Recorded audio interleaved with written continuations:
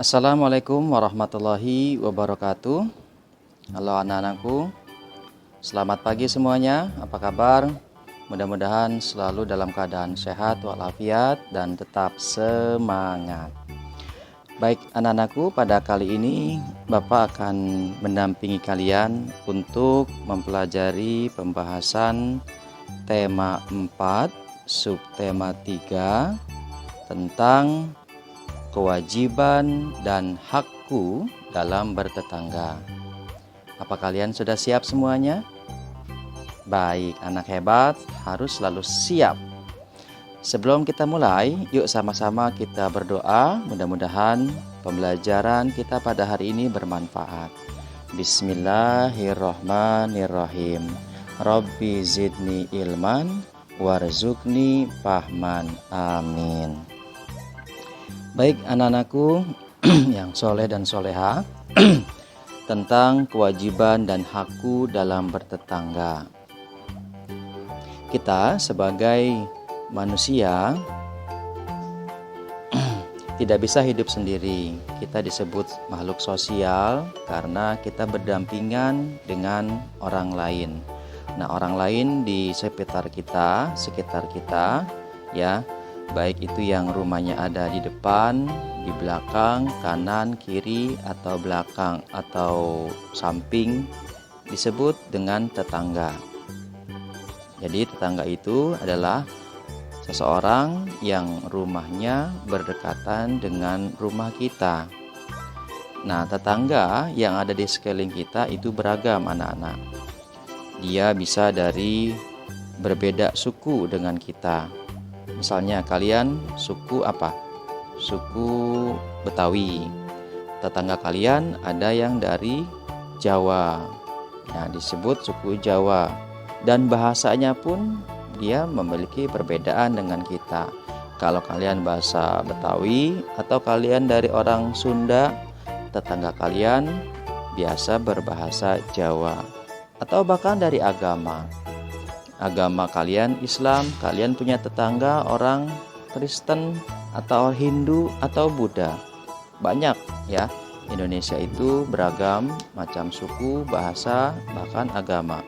Tapi tetap saling menghargai karena kita Bhinneka Tunggal Ika. Berbeda-beda tetap satu tujuan. Meskipun berbeda, kita tetap harus saling menghormati, menghargai, salam, menyapa, dan bersikap santun. Coba kenapa?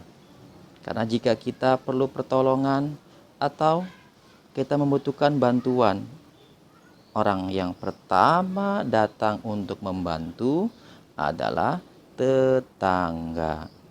Ya, misalkan kalian sakit, tidak ada yang membantu di rumah ya, adik masih kecil, ayah kerja, ibu di rumah perlu bantuan, kalian ada yang sakit perlu dibawa ke rumah sakit, kalian bisa minta bantuan tetangga ya, diantarkan pakai mobilnya, atau ada yang musibah bisa juga dibantu secara bersama-sama. Kemudian anak-anak, apa sih kegiatan yang bisa dilakukan bersama tetangga? Ya, pertama, misalkan orang tua kalian, ayah kalian ya, pada lingkungan RT ada kegiatan kerja bakti. Nah, mereka melakukan musyawarah diskusi dengan bapak-bapak maupun ibu-ibu ya, untuk mencari solusi apa yang harus dilakukan. Misal kasusnya seperti adanya bencana, adanya musim penghujan ini ya, banjir bisa datang kapan saja. Nah, bagaimana supaya daerah kalian, perumahan kalian itu terbebas dari banjir? Nah, itu dimusyawarahkan. Bisa dengan gambar kedua, gotong royong membersihkan lingkungan rumah dengan cara membersihkan saluran airnya, atau menyapu lingkungan kalian yang kotor dari sampah-sampah, atau juga merapikan genteng-genteng yang bocor supaya nanti ketika hujan tidak membawa dampak yang negatif atau kerusakan atau kerugian baik pada rumah kalian atau di sekitar lingkungan rumah kalian. Kalau rumah lingkungannya sudah nyaman, bebas banjir, semua pasti akan bahagia, tentram dan nyaman tentunya. Dan juga ada kegiatan lain seperti gotong royong ketika memperingati hari ulang tahun Republik Indonesia atau 17 Agustusan bahasanya. Nah, ada panitianya, mereka bergotong royong mengkreasikan daerahnya. Kalian bisa lihat ya, di Gapura itu sedang gotong royong membuat banner bacaan HUT RI. Nah, itu juga ada yang melukis gambar-gambar wajah proklamator. Kalian tahu proklamator Indonesia siapa? Betul, Presiden pertama kita, Bapak Insinyur Soekarno, dan wakilnya Muhammad Hatta. Nah, biasanya itu dilukis tuh ya ketika memperingati 17 Agustus. Begitupun dengan lomba-lomba, dimusyawarahkan, dibicarakan, gotong royong, apa lomba-lomba yang bisa kita ramaikan. Nah, itu yang dilakukan bersama tetangga dan warga yang ada di lingkungan masing-masing.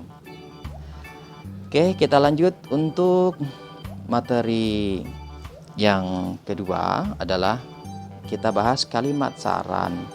Kalian sudah mempelajari kalimat saran pada awal buku tema 3D. Apa yang dimaksud dengan kalimat saran? Kalimat saran adalah kalimat yang menyatakan pendapat, anjuran, atau usulan. Nah, kalimat saran biasanya diawali dengan kata sebaiknya, seharusnya, atau menurut pendapat saya, dan juga kalimat lainnya. Contoh kasusnya seperti, coba perhatikan. Viko sering bangun kesiangan. Akhirnya selalu terlambat datang ke sekolah. Bagaimana saran kalian agar Viko tidak terlambat lagi datang ke sekolah? Ada yang tahu? Oke, kita akan tunggu apa jawaban kalian, apa saran kalian. Kita lanjutkan. Contoh kasus berikutnya, misalkan gambar pertama, seseorang sedang membuang sampah di sungai. Ini misalkan kita sebut namanya Dodi. Dodi dari rumahnya dia membuang keranjang sampah, lalu dibuang ke sungai. Lalu si Dinda juga sama, bawa keranjang sampah dibuang di sungai atau di got depan rumahnya. Lalu misalkan si Jojon juga sama, buang plastik sampah di dapur, dibuang ke got atau saluran sungai. Coba apa yang akan terjadi? Got saluran air pasti akan mampet. Ketika hujan turun, air tidak akan mengalir dengan lancar, akan menyebabkan banjir. Nah, kalau sudah banjir yang rugi siapa? Semua, ya. Dan sampah yang tadi tidak mengalir akan ngumpuk dan akan menimbulkan bau yang tidak sedap. Ada bekas sampah, ada bekas popok adek kamu, pup ya dibuang di situ. Ada tulang ikan dan macam-macam. Dan jika itu terbuka akan mendatangkan lalat. Lalat itu akan hinggap di sampah, lalu kemudian bisa aja lalat itu masuk ke dalam rumah kalian. Nah, akan menimbulkan masalah baru. Penyakit diare. Oke. Nah, lanjut sekarang. Kasus yang kedua, nih seseorang, biasanya siapa yang biasa nih melakukan ini nih? Di rumah saat matahari sudah terbit. Kalian lihat jendela, matahari sudah terbit. Lalu anak tersebut menyalakan TV tapi tidak ditonton. Menyalakan lampu padahal hari sudah siang. Menyalakan kipas angin padahal jendela dibuka, angin masuk. Menyalakan radio tidak didengar, dia menggunakan headset. Menyalakan air, padahal tidak digunakan, air terbuang cuma-cuma. Apakah itu yang disebut penghematan? Bukan. Ya.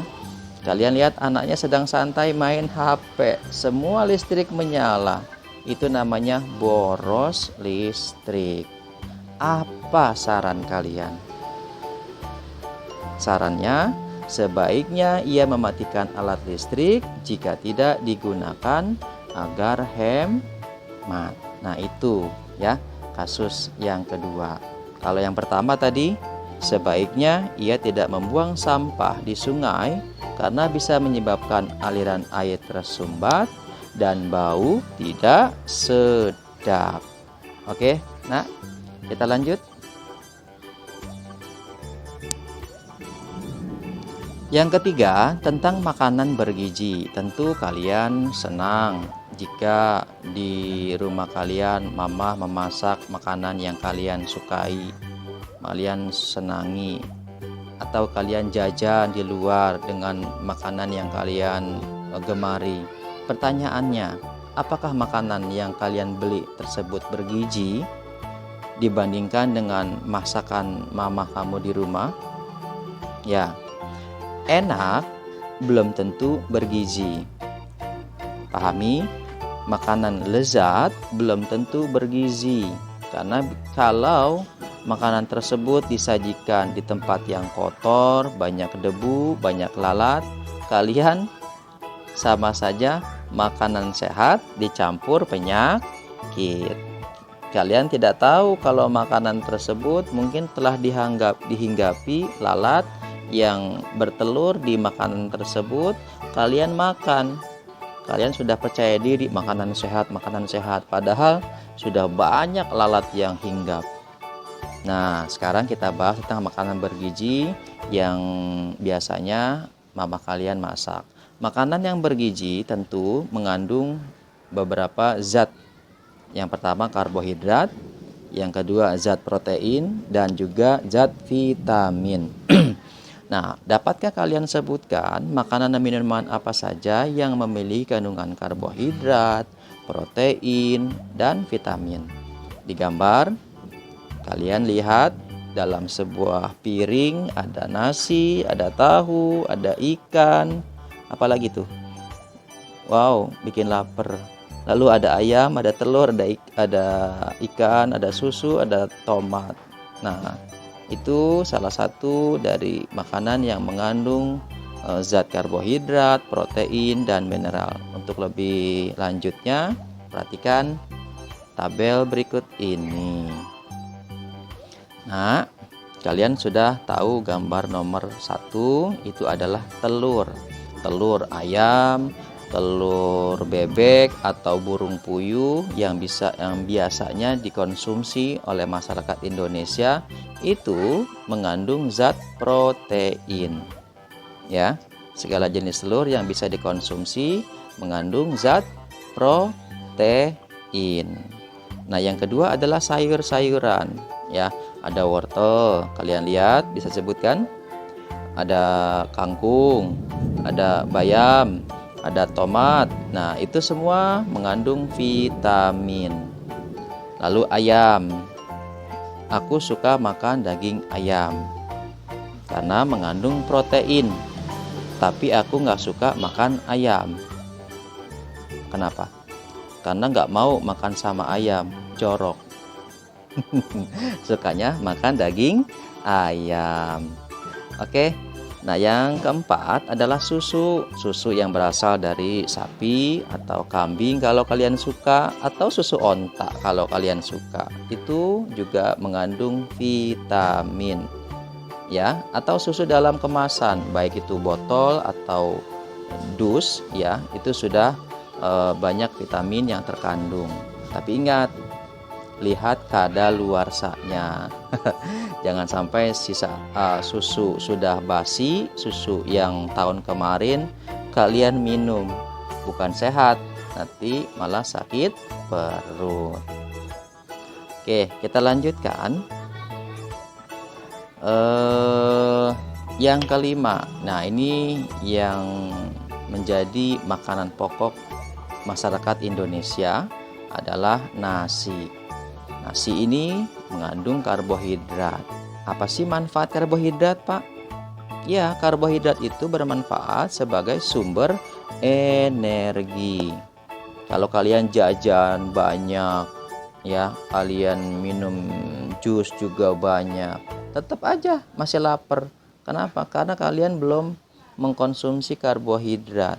Dan orang Indonesia, makanan pokoknya yaitu nasi itu banyak mengandung karbohidrat.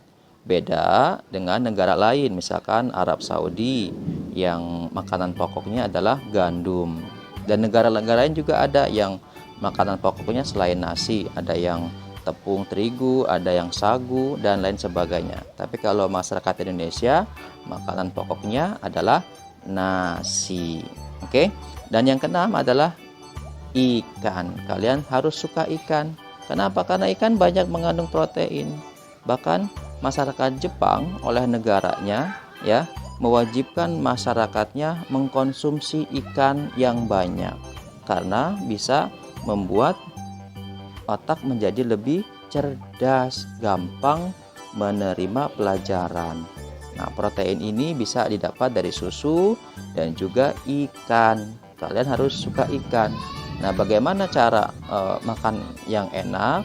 Tanya mama, mah ikannya mau diapain? Apa digoreng, apa dibakar, atau dikukus? Bapak jadi lapar. Ya. Yang ketujuh adalah pizza. Tahu pizza? Iya, pizza itu berisi kandungan apa? Tepung terigu. Tepung terigu banyak mengandung karbohidrat yang bisa membuat tubuh kita memiliki tenaga. Dan masih banyak makanan-makanan atau minuman yang mengandung vitamin, karbohidrat atau protein ya. Baik, kita lanjutkan. Contoh bekal makanan 4 sehat 5 sempurna. Nah, yang biasa kalian bawa ke sekolah atau yang dibawa ayah kalian bekerja untuk bekal di kantor, ini bisa menjadi contoh yang harus dibawa. Pertama, makanan yang mengandung karbohidrat, yaitu nasi. Kalian minta kreasikan nasinya dipakein apa, itu apa namanya yang dari Jepang itu yang kayak daun hijau tuh. Bapak namanya tidak tahu apa namanya itu. Nah, itu bisa atau dibentuk yang lucu-lucu biar menarik ya. Lalu setelah karbohidrat, proteinnya bisa telur goreng atau rebus atau ikan atau susu atau apa saja yang mengandung protein ya. Kemudian ada sayur-sayuran. Tambahkan juga misalkan salad atau apa tomat atau apa yang kalian sukai, sayur sop misalkan, dan buah-buahan. Terakhir susunya boleh susu kemasan apa saja, yang penting halal dan masih berlaku, tidak habis kadaluarsanya. Paham sayang? Oke, anak hebat. Nah, pada intinya pembelajaran kita ada 3 poin yang harus kalian perhatikan. Pertama, sebagai sesama masyarakat, kita harus saling menghormati, kita harus saling menghargai, tidak bermusuhan meskipun kalian berbeda suku, berbeda bahasa, atau berbeda agama, ya. Kita harus hidup damai, berdampingan, terutama dengan tetangga.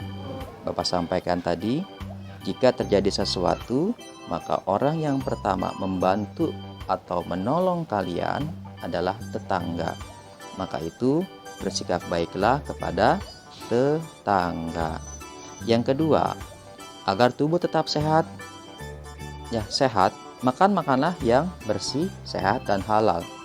Kalau tubuh ingin kuat, olahraga. Makanan sehat belum tentu membuat tubuh kita kuat. Kita makanan sehat agar apa yang ada dalam badan kita itu tetap berjalan dengan semestinya, tidak ada yang tersumbat. Maka harus dibarengi dengan olahraga, ya. Jangan kalian habis makan tidur, makan tidur, makan tidur. Yang ada kalian gendut. Paham? Oke. Nah, itulah materi kalian pada hari ini. Semoga bermanfaat untuk kita semuanya. Sampai jumpa pada pertemuan yang berikutnya. Terima kasih. Wassalamualaikum warahmatullahi wabarakatuh.